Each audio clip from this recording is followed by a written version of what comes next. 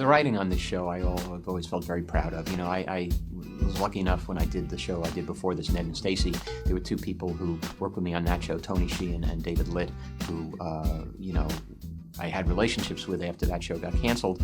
David wrote this pilot with me and remained part of the show for the first 3 seasons, and Tony came aboard from the beginning and has been a hugely important part of the show, the writing staff, and then, you know, there were the rest of the writing staff that we filled out as we went.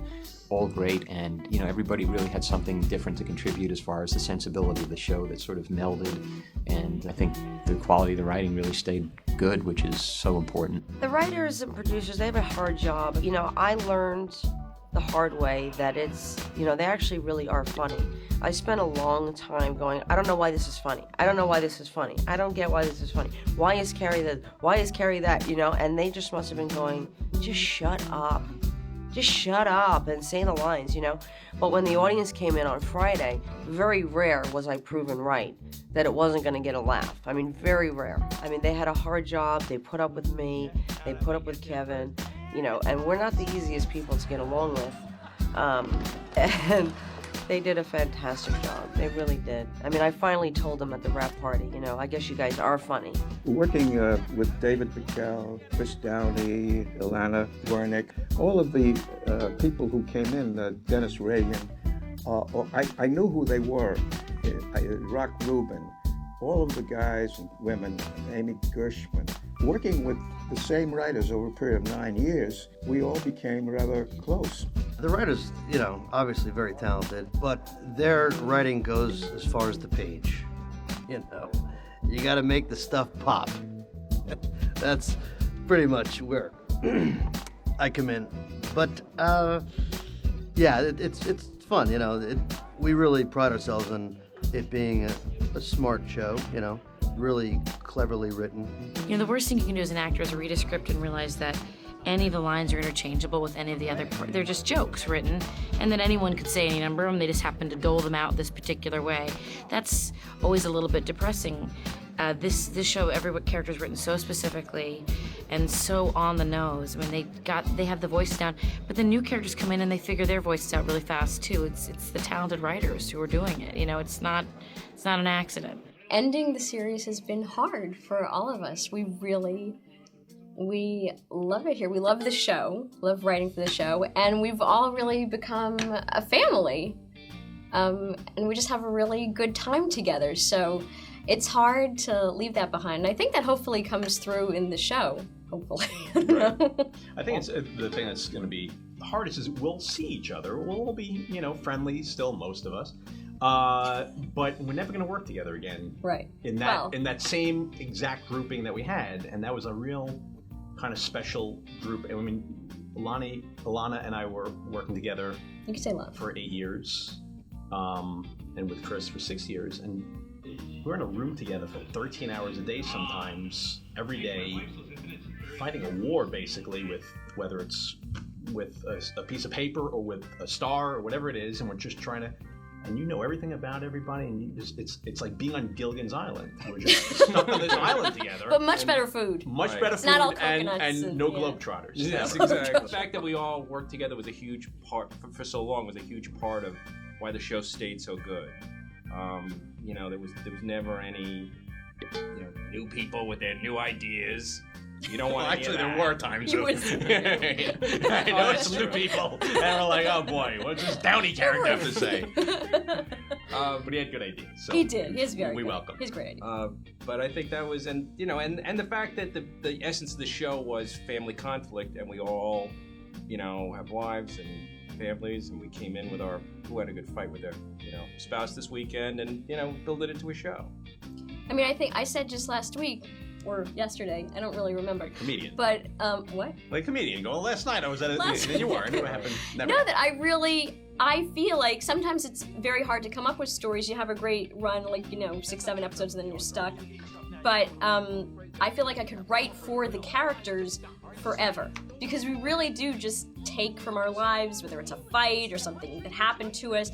And it also, I think, makes us feel better about if something terrible happens, you think in your head, oh, this is an episode, and then suddenly you don't feel so bad. Make some money out of this. Right? And it's funny, and it's good television for people. Yeah, right. It's a strange way to approach problems in your life. It when is. When other people are your spouse or something is going through it and looking at like a crisis, and they see the wheels in your head turning, like, You go, let me write this down. Hold on a second. A lot of times people will come in and they talk about a fight they had with their wife or husband, and they say, oh, we should do that, but then, no, we can't do that because they'll see it and they'll know I brought. And yet there was stuff that I know that we all brought in that got in there, and probably, when it was airing at home, we had to distract our spouse at that moment. Hey, oh, honey, just so they wouldn't see that and get mad and throw something. If it's funny and it'll work and it'll help the show, and, you're in there and it's, late at night and you want to go home and you have an idea, all right, you know what, you deal with your wife. We're going to use this joke because I don't care if you said it to her and she threw a pot at you. We're using it. I used to meet them at the craft service table and just to start blabbering about my life a little bit. 2 weeks later, it was an episode. Also, we had this cast to write for who Fantastic. were excellent. Yeah. We could put anything in their mouths and they made it great. Jerry would put spins on things. Kevin would just add so much stuff to it. And we got to a point where we would be, when we pitch ideas and they, in their voices. So we have Lonnie, this girl, going in Jerry's voice, darling, I need 2 teaspoons of honey. And this would be a girl saying this, but we're in the rhythm and we know exactly how these people sound. That's outrageous. It became second nature to us. I still think, even though it's a couple weeks removed, I'm always thinking of that rhythm of Douglas, like that. It's music of the King and Queen's music that we all know. It's very Aaron Sorkin-esque of you. Thank you. Okay. I'm going for it. Little shout out to Aaron. Yes. What about when he faked a heart attack because he forgot your boss's name?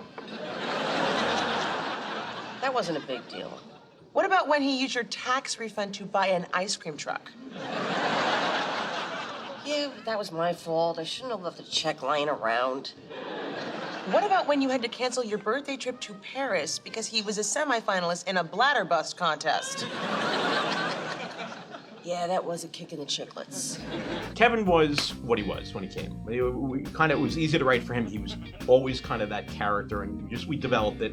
But from the beginning, she was a little different. If you look in the early episodes, Leah, it was kind of like sweet and kind of lovely, like a nice. She was in love with him, and then we kind of wrote more toward what she's like off camera. She helped create the character more than anybody else, I think. She's tough. Horrible. She's She's not tough New Yorker, and we kind of added that kind of little meanness to her character, and that kind of developed. Funny and that meanness. became funny mean. Yes. And I think that became kind of Yes, her trademark, that's true. and that became very easy to write for then, because she's just, a little. And that is why she's funny, because Right. she has that Yes. attitude. Yeah. I think the other dynamics too, a lot of times they were hit or miss. Like we had Spence and Danny, Doug's cousin on the show.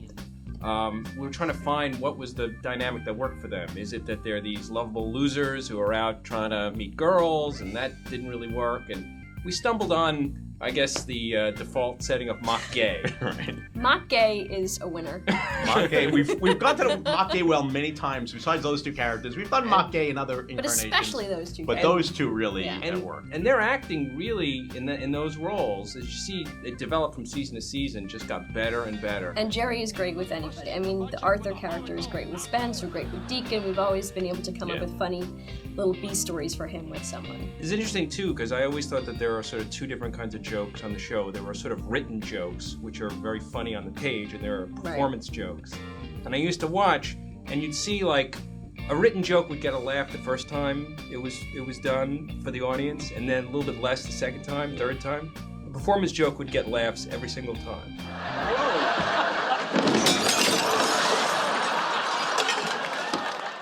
But at the end of season 8, there was a real question as to whether the show was coming back. As a matter of fact, we kind of went into the off season, what we call our hiatus, and there was we got phone calls. It's dead. Find another job. And It's alive. It's alive. That's the other one. Really? It's alive. Hold on, talk to each other. All right, what's happening? It was very, and it would have been very sad because when we finished the end of season 8, we were all standing around like this could be the end of the show, but it wasn't designed that way. Nobody, for a show that's been on this long, you want it to go out on its own terms and to give it the send off that it deserves, and I feel like we did. Now, there was a definite vibe not the really. last couple months, the last 7 episodes, because the last season there were only 13, and we did the first chunk, and then there was a break, and then we did the last. And when we came back for those last ones, it really it felt different. Felt like something was ending. On our way to goodbye. It was like a real. Yeah. More than anything, what we remember is the camaraderie and having fun together and, Yeah. and laughing more than, you know, you would ever laugh in any other job in the world. I think that's, right. I mean, that's what you walk away from. I mean, other great little things here and there and something Jerry did and something Kevin did or whatever it is. But in reality, it's like in this building, working on those scripts is just that's imprinted and we never forget that. Because this is where we were 80% of the time. I mean, at least that. It wasn't really down on stage. That's really the actor's home and the director and all the crew. But for the writers, we're really up in these offices and we're just together. So that's why it was interesting that, like, when the show ended and it was, you know, people were crying and, you know, it's a wrap. It was not as emotional for me as coming back and cleaning out my office because God, that was hard. The offices, this is where we were. I mean, this is like, you know, David said, where we went to war every day. So. Well, the most emotional thing for me was we have this tradition of when an episode is finished, we draw a line through, because we have a big board up of all the episodes and who wrote it, directed it, all the information for it. We draw a line through the episode, and the three of us came back here that night after the finale, and David, Vicky, whatever his name is, She has to learn my name. I haven't learned his name. It's crazy. He drew that final line through, and that was really hard. That was sad. We had a lot of laughs. I mean, we had so much fun. And those are some of the nights that remember more than anything is the ones that we stayed up late in that war together and just laughing our asses off. So it's great. And, you know, we said when we were done, what were we thinking? How do we work together again? That's the thing. Yes. What can we possibly do that we kind of... How do we keep this group together? And hopefully... Stay tuned. But, yep. Stay tuned for the Queen of Queens. The Duke of Dutchess County.